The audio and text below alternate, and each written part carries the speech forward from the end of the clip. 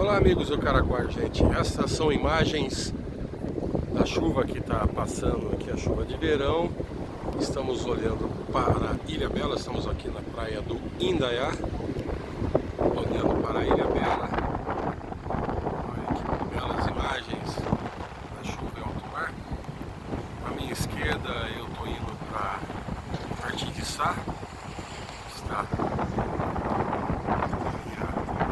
está chovendo lá, agora sentido centro da cidade, também com chuva, né? A temperatura baixou aí 3 graus, mas se mantém calor ainda.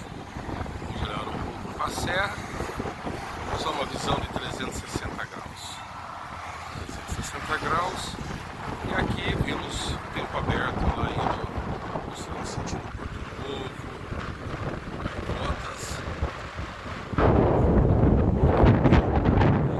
São Sebastião, como também o canal de Ilhabela, São Sebastião. E voltamos para o núcleo de chuva, onde eu parei aqui na praia para ver a imagem.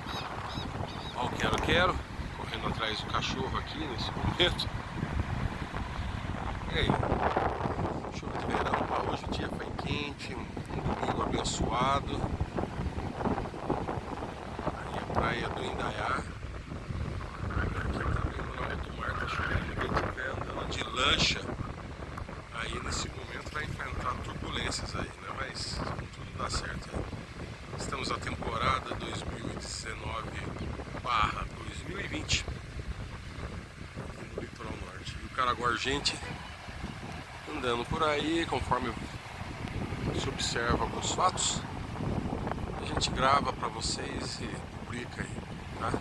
Então dê uma curtida no nosso canal, né? Também, olha para cima.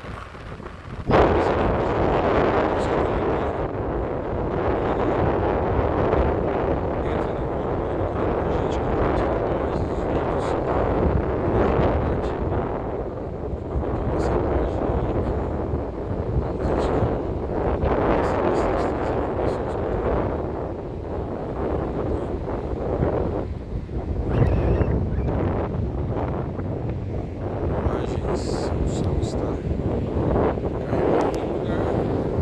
Aí, repetindo o canal de São Sebastião, Ilhabela não tem chuva.